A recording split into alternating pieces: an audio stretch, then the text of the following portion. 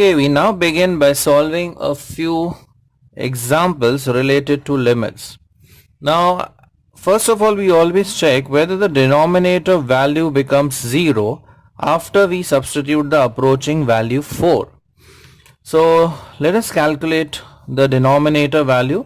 So, if I substitute 4 over here, it becomes 4 square plus 3 into 4 minus 2, right?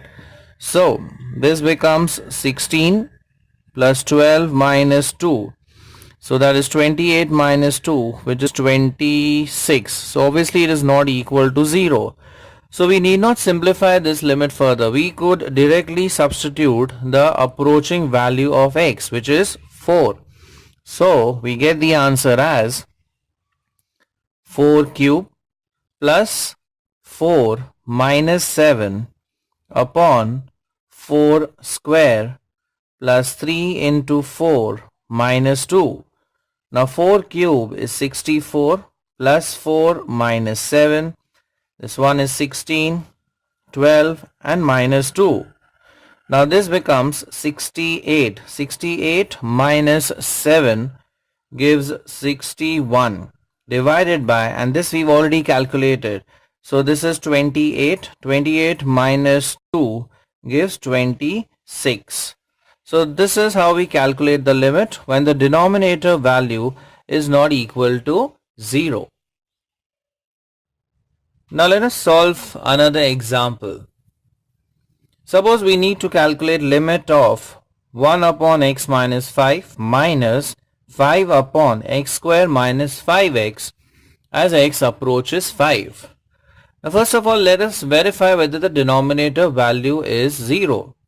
So if I put the approaching value of x, which is 5, in the denominator, so I get 5 minus 5, which turns out to be 0, right?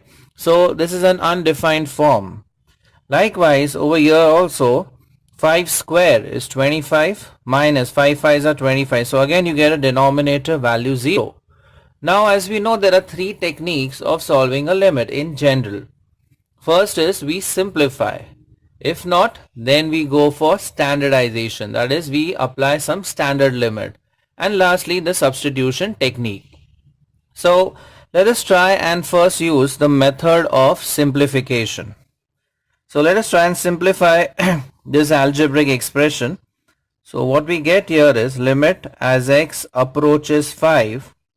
Now this could not be simplified, so we keep it as it is. So 1 upon x minus 5 minus 5 upon, over here x is the common factor, so we take out x as the common factor and we get x minus 5 as the other factor, right? Let us proceed further. Now what we could do is we could equalize the denominator. For that we need to take the LCM. So the LCM of x minus 5 and x into x minus 5 is x times x minus 5. Now if you observe this denominator, we already have x minus 5. So the factor x is missing over here, right? So we multiply numerator and denominator by x. So here I would obtain x minus, here we have both the factors, x also and x minus 5 also.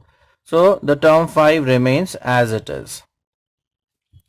Next is x minus 5 factor could be cancelled now. So we do that in the next step.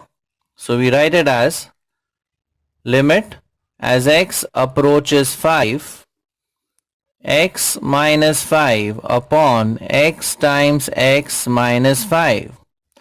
Upon cancelling this factor, we are left with limit of 1 upon x as x approaches 5. Now if you observe, if we substitute the limiting value of x, that is 5, we don't get a denominator 0. So we could directly substitute the value 5 over here. So your final answer would be 1 upon 5. One more important step, don't forget to write the reason for this cancellation. The reason is as x approaches 5, right? So x minus 5, that is the cancelled factor, is not equal to 0.